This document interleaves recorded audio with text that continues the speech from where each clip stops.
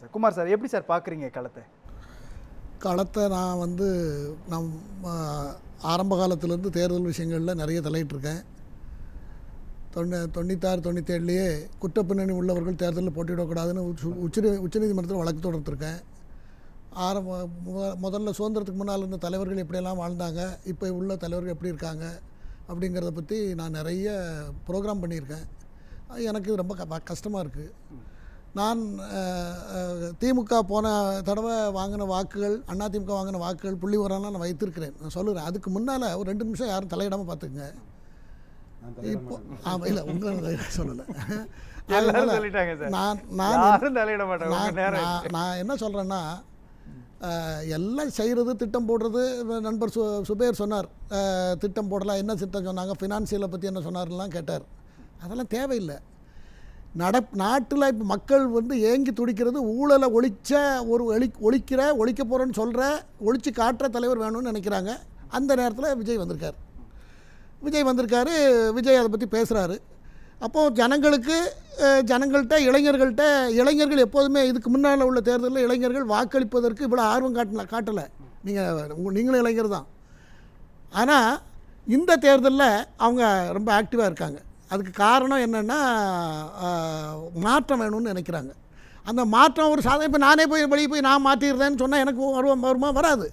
அவர் 30-35 வருஷமாக சினிமாவில் இருக்கார். சினிமாவில் அதுக்கு தகுந்த மாதிரி ஆக்ட் பண்ணியிருக்காரு. அதை நம்புகிறாங்க. சின்ன குழந்தைகளுக்கு டான்ஸ் ஆடுறாரு.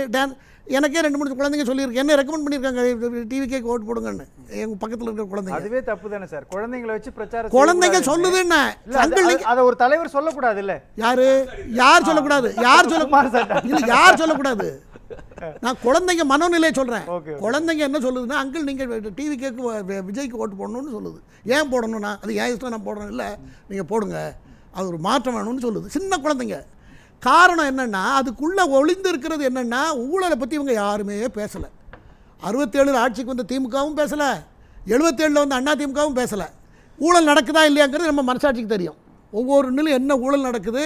இந்த பாரிஸ் கார்னர் மாதிரி நகரம் மெஜஸ்டிக்கில் பெங்களூர் போய் பார்த்தா பார்க்கலாம், எல்லா டெல்லியில் பார்க்கலாம். எல்லா மாநகரங்கள்லேயும், பெரிய மாநகரங்கள்லேயும் ஏழைகள் படுக்க இடம் இல்லாமல் பிளாட்ஃபார்மில் படுத்துக்கிட்டு இருக்காங்க. அவங்க அப்படி படுக்கிறதுக்கு என்ன காரணம்? ரோட்டில் 3 வேளை சாப்பாட்டுக்கு உத்தரம் இல்லாதவங்க அப்படியே வாழ்கிறதுக்கு என்ன காரணம்? ஊழல். நாட்டில் நாமெல்லாம் கட்டுற வருவாய், வசதி உள்ளவங்க கட்டுற வருவாயை எடுத்து அதை மக்களுக்கு மக்கள் நல பணிகள், டேக்ஸ் கட்டுறது, இன்கம் டேக்ஸ் கட்டுறது, எல்லாருக்கும் நல்லதை செய்கிறதுக்காக தான் இந்த வரியெல்லாம் ஏற்படுத்தப்பட்டது, கட்டிக்கிட்டு இருக்கோம். ஆனால் இதை எல்லாத்தையும் ஒரு அரசியல் சார்ந்த அதிகாரத்தில் இருக்கிறவங்க மக்கள்கிட்ட ஓட்டை வாங்கிக்கிட்டு ஜெயிச்சு அரசாங்கத்தை அமைத்து அவங்க மட்டும் சாப்பிட்டுட்டு இருப்பாங்க. மற்றவங்களாம் அவங்கள சார்ந்தவங்க இருக்கணும், மற்றவங்கலாம் இதே போல இருக்கணுமா அப்படிங்கிற கேள்வி இல்லையே சார். யார் மேல ஒரு குற்றச்சாட்டு வந்தாலும் இந்த நீதிமன்றம் பார்த்து. ஆனா இல்ல சார், சுபேர் சார் சொன்ன ஒரு புள்ளி இருக்கு இல்லையா, திராவிட மாடல் ஒரு கிளாரிட்டி இல்ல உங்க பாயிண்ட்க்கு நான் வரேன். இந்த கிளாரிட்டி இல்ல, நான் இந்த இடத்துல நான் முடிச்சேன்னா இப்ப நான் சொன்னது பூரா தப்பாயிரும். நான் அது முடிச்சிடுறேன். நான் நீதித்துறை தனியான ஒரு அமைப்பு. தப்பு செஞ்சு எல்லாரும் கைவிட்ட பிறகு கோர்ட்டுக்கு போனோம். அதை எல்லாமே நம்ம இப்போ என்ன தமிழ்நாட்டில் என்ன நடைமுறைன்னா, எதை எடுத்தாலும் நீதித்துறை தப்பு நடக்காம கைவிட்ட கேஸ். சுபேர் சார் ஒரு விஷயம், தேர்தல் நேரத்தில் மக்கள்கிட்ட பிரச்சாரம் பண்ண வேண்டியது இதுதான். என்ன மாடல் இருக்குன்றார் திமுக. திராவிட மாடல் ஒழிக்கிற மாடல் தாவே கிட்ட இருக்கு சார். என்ன சார் ப்ளூ பிரிண்ட் வேணும் இல்லைங்க சார்? என்ன ப்ளூ பிரிண்ட் வேணும் உங்களுக்கு? சார் அவங்க திராவிட மாடல் அப்படின்னு சொன்னா சமூக நீதி, அனைவருக்குமான வளர்ச்சி, எல்லாருக்கும் எல்லாம் அப்படின்ற இடத்தை நோக்கி நகர்த்துறாங்க. சாதி மதத்துக்கு அப்பாற்பட்ட ஒரு சமூகத்தை கட்டமைக்கணும்ன்றாங்க. இப்படி ஒரு ப்ரூவன் ரெக்கார்டோ அல்லது ப்ளூ பிரிண்டோ உங்கள்கிட்ட இருக்குதா அப்படின்ற ஒரு கேள்வி வைக்கிறாரு. விஜய் பற்றி நம்ம சொல்கிறோம், மற்றதை பற்றி நான் அப்புறம் சொல்கிறேன். விஜயை பொறுத்தவரையில் கம்ப்ளீட்டாக திமுக ஆட்சியை தான் அவர் பண்ண போகிறாரு. இருங்க, திமுகவும் அதிமுக ஆட்சி தான் பண்ண போகிறாரு. அடிஷனலாக என்ன சொல்லியிருக்காருன்னா, லஞ்சத்தை ஒழிப்புன்னு சொல்லியிருக்காரு. நான் அதனால தான் நானும் அவரை ஆதரித்து பேசுகிறேன். ஏன்னா லஞ்சம் ஒழிஞ்சால் மட்டும்தான் மக்கள் வாழ முடியும். இல்லைன்னா அடுத்து இன்னொரு 5 வருஷம் கழிச்சு ரொம்ப மோசமாக போயிடும். இப்போ 10 லட்சம் 10 லட்சம் கோடி இல்லைங்க கடன், இல்லைங்க சார். அடுத்தால கடன் ஆமா வாங்கினா சார், இப்போ கதையை ஓட்ட முடியும். இல்லைங்க சார், அதுதான் சொல்றேன். இப்போ லஞ்சத்தை ஒழிச்சு ஒரு திமுக அதிமுக மாடல் தான் வைக்கிறாங்கன்னு வச்சுக்கோங்களேன். முழுக்க அப்ப அந்த செங்கோட்டையில மாடல் உள்ள தான் வச்சுக்கிட்டு வச்சிருக்காரு சார். அதுல அவர் ஜேசி பேசுறது அந்த விட்டு லஞ்சத்தை வாங்க எப்படி வச்சு ஒழிக்க வேற கேட்டு ஒரு சொல்லுங்க. ஐடியா இல்ல. அந்த லஞ்சத்தை எப்படி ஒழிக்க போறான்னு சொல்லுங்க. இல்ல லஞ்சத்தை எப்படி ஒழிக்க போறதுங்கிறது சிங்கப்பூர்ல ஹிஸ்டரி படிங்க. அத அவர் யாராவது படிச்சு சார் ஒரு சொன்னா நாடு நினைச்சா தான் சார் பண்ண முடியும். மாநிலம் எப்படி சார் பண்ண முடியும்? அத கூட சொல்லலையே சார் நீங்க. ஒரு ஸ்டேட் எப்படி சார் 75 பண்ண வருஷம் இல்ல நீங்க ஒரு ஸ்டேட் எப்படி பண்ண நீங்க முடியும்? நல்ல ஒரு பத்திரிக்கையாளர். மனசாட்சி கட்டுப்பட்டு பேசுங்க. மனசாட்சி கட்டுப்பட்டு பேசுங்க. ஊழல் இருக்கா இல்லையா சார்? ஊழல் நம்ம நாட்டில் நடக்குதா இல்லையா? அந்த ஊழலை ஒழிக்கிறதுக்கு ஏன் ஒரு நீ செயல்படுத்தாமல் ஒழிஞ்சு போ, எனக்கு அதை பற்றி கவலை இல்லை.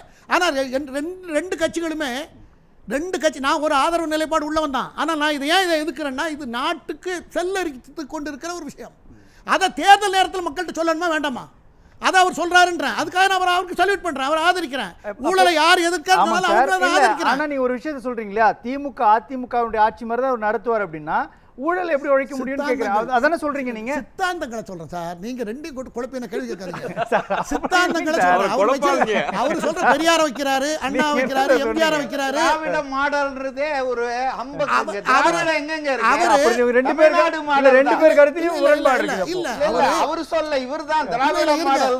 திராவிட மாடல் கான்செப்ட் மாறிடும், ஃப்ளோ மாறிடும். அதாவது அவர் வச்சிருக்கிற தலைவர்கள் எல்லாம் பார்த்தீங்கன்னா திராவிடர் பெரியார் திராவிடர் கழகத்தோட ஃபவுண்டர். எல்லாத்தையும் அதைத்தான் வச்சிருக்கு. அதுக்கு மேலே அவருக்கு வைக்கிறதுக்கு இந்த தமிழ்நாட்டில் வச்சா வேலையாகாது நினைச்சாரா அல்லது தெரியலையாங்கிறது அது வேற விஷயம். அதை நம்ம பேசுவோம். இன்னைக்கு அடிப்படையான விஷயம் என்னன்னா, நெல்லுக்கு பாய்கிற தண்ணீர் பூரா களைகளுக்கு பாய்கிறது. அதை தடுக்க போறேன். நம்ம எப்படி தடுப்பாங்க? அவரை வச்சு கேட்போம். அவருக்கு ஓட்டு போடுங்க, அவர் அரசாங்கத்தை ஃபார்ம் பண்ணிட்டு அன்னைக்கு கேட்போம். இதே விவாதம் நடக்க போது இல்ல, அந்த ஐடியா ஒரே நான் ஏற்கனவே பல இடத்துல சொல்லியிருக்கேன். ஒரே ஒரு லீ சிங்கப்பூர்ல 59 வந்தா குடும்ப ஒய்ஃபை கூட்டிட்டு போக முடியாது சிங்கப்பூர்ல. நான் அந்த காலத்து 74 போயிருக்கேன். அப்போ கூட மோசமா இருந்தது. ஆனால் அதுக்கப்புறம் ஒரு பையன் நிறைய பணத்தை வச்சுட்டு போனாலும் யாரும் எடுக்க மாட்டான். அந்த மாதிரி மாற்றி காமிச்சாரு. அதுக்கு செயல் திட்டம் இருக்குது, நிறைய செயல் திட்டங்கள் இருக்கிறது. உருக்கமான ஒரு ஆர்வம் இருக்கணும். நம்ம நாட்டை இப்படி தான் வைக்கணும் அப்படிங்கிற ஒரு ஆர்வம் இருக்கணும். அது அவருக்கு வந்ததுன்னா, அரசாங்க மக்கள் அவருக்கு ஓட்டு போட்டாங்க என்றால் அவர்கள் வந்தால் அது செய்யலாம். செய்ய முடியாதுன்னு ஒன்றும் கிடையாது. இப்போது ஓட்டை பற்றி இப்போ தேர்தலுக்கு வருவோம். கடந்த தேர்தலில் திமுக பெற்ற வாக்குகள் எவ்வளவு? 1.56 கோடி. அதிமுக பெற்ற வாக்கு 1.43 கோடி. 2 பேருக்கு டிஃபரன்ஸ் வந்து ஒரு 3.5% தான்.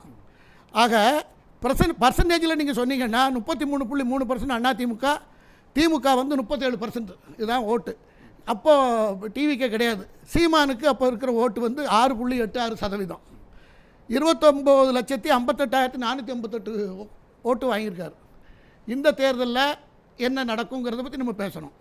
சீமானுக்கு இருக்கிற ஓட்டரில் நிறைய பேர் தாவேக்காக்கு போயிருக்காங்க.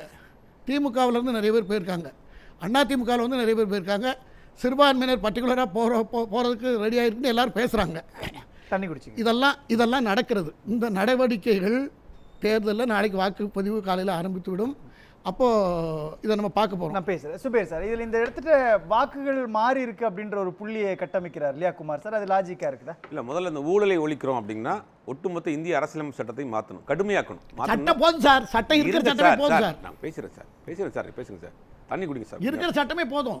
அப்போ ஒட்டுமொத்தமாக அரசியலமைப்பு சட்டத்தில் ஊழலுக்கு எதிரான கடுமையாக்கணும். எப்படி அரபு நாடுகள் இருக்க மாதிரியான வெட்டினா கையை வெட்டுறேன் அந்த மாதிரியான கடுமையாக்குனா தான் மாற்ற முடியும். ஒட்டுமொத்த இந்தியாவிலையுமே ஊழலை ஒழிப்பதற்காக சட்டத்தை கடுமையாக்கணும். அது ஒன்றிய அரசின் கீழ் இருக்கக்கூடிய ஒரு மாநில அரசால் செய்ய முடியாது. ஆல்ரெடி இருக்கக்கூடிய ஒரு மிஷினரியோட சேர்ந்து தான் இவர் ரன் பண்ண முடியும் இந்த கவர்மெண்ட்டை. ஒன்னொன்று சொன்னார், திமுக அதிமுக ஆட்சியை தான் நான் கொடுக்க போகிறேங்கிறாரு. திமுக அதிமுக ஆட்சியை கொடுக்கறதுக்கு தான் ஆல்ரெடி திமுக அதிமுக இருக்கே. என்ன மாற்று இருக்கு சார்? என்ன மாற்று இருக்கு? என்ன மாற்று? ஊழல்ல மூழ்கி போய் இருக்கு சார். எங்க மாற்று? ஒத்துக்குங்க சார், ஒத்துக்கிட்டு பேசுங்க. அப்படி பத்திரிக்கையாளர் அந்த ஊழலை எப்படி சார் மாத்த போறீங்க? நீங்க அத ஒத்துக்கிட்டு பேசுங்க.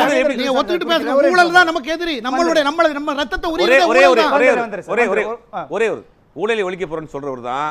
அவர் வாங்கிய சம்பளத்துல மறைச்சு 15 கோடி ரூபாய் மறைச்சு வச்சதுனால இன்கம் டாக்ஸ் கட்டுறதுக்கு இன்னைக்கு வரைக்கும் கோர்ட்ல கேஸ் நடக்குது. ஊழலை ஒழிக்க போறேன்னு வந்திருக்கிறவர் தான் இம்போர்ட் பண்ண காருக்கு டாக்ஸை மறைச்சதுனால அந்த வழக்கும் இருக்கு. கூடுதலாக தகவல் சொல்றார். இவர் தான் ஊழல் ஒழிக்க தனி வந்தார். மனிதனுக்கு ஒரு இருக்கக்கூடிய ஒரு பிரச்சனையை அரசு compare பண்ண ஊழலை முடியாது. வந்து சார், ஒரே நிமிஷம், ஒரே ஒரு இரண்டு காத்து. தனி மனிதன் அவர் தான் சார் அரசியல் சார், நடத்த போறாரு. ஒரே- நீங்க அப்ப சொல்றீங்க. நிறைய பேசலாமே. நேரே இல்லை. அப்ப நிறைய ரவீந்திரன் பேசலாம். வந்த துரைசாமி. பிறகு சொல்லுங்க. ரவீந்திரன் துரைசாமி. குமார் சொன்ன டேட்டா கரெக்ட் தான். அதுல சப்ரஷன் ஆஃப் ஃபேக்ட் இருக்குது. ஸ்டாலின் ஜோதி பாசு மாதிரி ஒரு அணியை அப்படியே மெயின்டைன் பண்ணி இன்னைக்கு 50 விழுக்காடு ஸ்ட்ரெங்க்ல ஸ்டாலின் இருக்கிறாரு. விக்கிரவாண்டி களத்திலும் ஈரோடு களத்திலும் யாரும் நிக்கல. சீமானும் ஸ்டாலின் தான் நின்னாங்க. திராவிடம் வர்சஸ் தமிழ் தேசியம் தான் நடந்து, ஸ்டாலின் வர்சஸ் சீமான் தான் நடந்தது. பெரியார் மண்ணா பெரியாரே மண்ணான்னு தான் நடந்து. இந்த உண்மையை சப்ரஸ் பண்ணி பேசுறது நியாயமான செயல் அல்ல. அந்த இடத்துக்குள்ள அருந்ததியருக்கு இடஒதுக்கீடு கொடுத்த தவறு பரையர் தேவேந்திரகுல வேளாளருக்கு அநீதினார். உங்களுக்கு வேணா பரையர் தேவேந்திரகுல வேளாளர் பற்றி பேசுறது கசக்கலாம். பட் சீமான் அங்க பேசினாரு. அதுல அருந்ததியர்களும் நாயுடுகளும் ஸ்டாலின் கிட்ட 100 விழுக்காடு கன்சல்டேட் ஆனாங்கிறதும் உண்மை. ஸோ இந்த டேட்டா கரெக்ட். அதுல ஸ்டாலின் தனியானுக்கல்ல, அவர் கூட தேமுதிக 2.7 இருக்கிறாங்க, காங்கிரஸ் இருக்கிறாங்க, சிபிஎம் இருக்கிறாங்க, சிபிஐ இருக்காங்க. 50 விழுக்காடு பலத்தோட ஒரு தொடர் வெற்றியில் இருக்காங்க. ஸ்டாலினை பற்றிய இந்த குற்றச்சாட்டுகளை அவங்க ஏற்கனவே சொன்னதாங்கிறதும் மறுக்க முடியாது, மறைக்க முடியாது. அதான் ஒரே ஒரு செகண்ட் சார். இந்த தடவை 3 முனை போட்டி 4 முனை போட்டின்றாங்கல்ல, இது ஏன் பார்வையில் அப்படி இல்லை, 7 முனை போட்டி இந்த தடவை. அதிமுக, திமுக, அதே போல் டிவிகே, நாம் தமிழர் கட்சி, வேல்முருகன், அப்புறம் சசிகலாமா ஆரம்பிச்சிருக்க கட்சி, கிருஷ்ணசாமி புதிய தமிழகம், இதெல்லாம் சேர்த்தா 7 கட்சி வருது. ஏன்னா வாக்கு இருக்குது அவங்களுக்கு. தமிழ்நாட்டுக்குள்ள உள்ள மக்கள் தான் மக்கள் யாருக்கு பிரிஞ்சு வாக்கு போட்டாலும் அதையும் நம்ம கட்சியாக தான் எடுத்துக்கணும். ஒவ்வொருத்தருக்கும் இப்போ தென் மாவட்டங்களில் எடுத்துக்கிட்டால் கிட்டத்தட்ட சசிகலா அம்மையாருடைய நிறைய வரக்கூடிய நிறைய தகவல்கள் அவர் ரவீந்திரன் சார் சொன்னது ரொம்ப சரி. அங்கே எக்கச்சக்கமான கூட்டங்கள் வருகிறது. அது ஒரு ஒரு ஒரு காம்ப்ளெக்ஸாக அது போய்கிட்டு இருக்குன்னு சொல்கிறாங்க. அது எந்த அளவுக்கு பாதிப்பை ஏற்படுத்த போகுதுங்கிறது நாளைக்கு நமக்கு 4ஆம் தேதி தான் தெரியும். அதே போல் நீங்கள் வந்து இதில் எடுத்துக்கிட்டிங்கன்னா நம்ம ராமதாஸ் அவர்களுடைய இதில் கூட திரு பெரியவர் நேற்று கொடுத்த பேட்டிலாம் பார்த்துருக்கோம். அவர் உருக்கமாக பேட்டி கொடுத்துரு, யாரும் 18 பேரும் தோக்கணும்னு சொல்கிறாரு. வன்னியர் சங்கம் அவர் பின்னால் இருக்குது. பல பிரச்சனைகள் இருக்கிறது. அதனால் இந்த தேர்தல் கணிக்க முடியாத அளவுக்கு ஒரு நிலைமை தான் போய் கொண்டிருக்கிறது. என்னுடைய கணிப்பு, நான் ஏற்கனவே நீங்கள் சொல்கிற ரூட்டெல்லாம் பார்த்தா ஆளுங்கட்சிக்கு ஆதரவான விஷயம் தானே இதில். ஆளுங்கட்சிக்கு ஆதரவு, ஆளுங்கட்சிக்கு ஆன்டி இன்கம்பன்சி நிறைய இருக்குது சார். அதுவும் அது வந்து இதுவரைக்கும் இல்லாத, திமுகவுக்கு இல்லாத அளவுக்கு 1.5 மடங்கு ஜாஸ்தி இருக்குது. வெளிப்படையாக இருக்குது எல்லாமே. மறைவு இரவுலாம் கிடையாது, ரொம்ப டைரக்ட் வெளிப்படையாக. என்ன இப்போ சமீபத்தில் ஒரு 2 மாதத்துக்கு முன்னால் நம்ம தேர்தல் அனௌன்ஸ்மெண்ட்டுக்கு முன்னால் ஒரு ஊழல் நடந்தது, நம்ம விவாதிச்சிருக்கோம், அங்கேயே விவாதிச்சிருக்கோம். என்ன திருவான்மீர் உத்தண்டி இந்த கான்ட்ராக்டில் 1968 கோடிக்கு இவங்க சாங்ஷன் பண்ணியிருக்காங்க. 1300 கோடி கொடுத்தவனுக்கு கொடுக்கல. அவன் நல்ல கம்பெனி. அவன் கோர்ட்டுக்கு போய் கோர்ட்டு ஸ்டே பண்ணி அவன் ரத்தே பண்ணி விட்டுட்டுது. இப்போ சமீபத்தில் நடந்தது. அதுக்கு முன்னால் 1000 இருக்குது, அது வேறு விஷயம். ஆக மற்ற எல்லா வகையிலையும் வாய்ச்சொல்ல தந்தையும் மகனும் திமுகவில் பிரச்சாரம் பண்ணிக்கிட்டு இருக்காங்க. அவங்கள தவிர வேறு யார் குரலும் உங்களுக்கு கேட்குதா? அதே போல் அதிமுகவிலையும் எடப்பாடி பழனிசாமியை தவிர வேறு எந்த குரலும் ஜாஸ்தியாக கேட்கல. முன்னால் அந்த காலத்தில் தேர்தல்கள் எப்படி இருக்குன்னா, எல்லாரும் பெரிய பெரிய பேச்சாளர்கள் இருப்பாங்க, தத்துவார்த்தமாக பேசுவாங்க, கருத்துக்கள் இருக்கும், மக்களை ஈர்ப்பாங்க. ஆனால் இன்றைக்கி யார் கட்சிக்கு தலைவரோ அவர் இப்போ அவருக்கு வேண்டியவர் அவருடைய புள்ள மகன் துணை முதலமைச்சர், இவங்க 2 பேர் தான் பேசிகிட்டு இருக்காங்க. அதே போல் நீங்கள் எங்கே எடுத்துக்கிட்டிங்கன்னா எடப்பாடி பழனிசாமி தான் பேசிகிட்டு இருக்காங்க. ஆக இதெல்லாம் அரசியலில் எதுக்காக அப்படி நடக்குதுன்னா, மற்றவங்களுக்கு உள்ளுணர்வு இல்லாமல் இருக்கிறாங்க. திமுக உள்ள நிறைய பிரச்சனை இருக்குது. காரணம் என்னென்றால், அதிமுகவிலிருந்து வந்தவர்கள் தான் அங்கே அமைச்சர்களாக இருக்கிறார்கள் நிறைய பேர். இப்போதைக்கு அவர் கொடுக்குற முக்கியத்துவம், மற்ற கட்சிகளுக்கு கொடுக்குற முக்கியத்துவம் உள்ள ஏற்கனவே கட்சிக்கு பல ஆண்டு காலமாக, குறிப்பாக ஆர்எஸ் பாரதி போன்றவர்கள் புலம்பெல்லாம் நமக்கு தெரியும். நிறைய பேருக்கு நிறைய வருத்தங்கள் இருக்கின்றன. அவர்கள் பெருசாக சம்பாதிச்சுதாங்க தெரியுமில்ல. அடிமட்டத்தில் இருக்கிற திமுககாரங்க சம்பாதிக்கவும் இல்லை. அவங்களுக்கு ரொம்ப மன வருத்தம் இருக்கிறது. கட்சியில் சரியாக வேலை செய்வாங்களாங்கிறது தெரியாது. அதே நிலைமை திமுகவிலும் இருக்குது.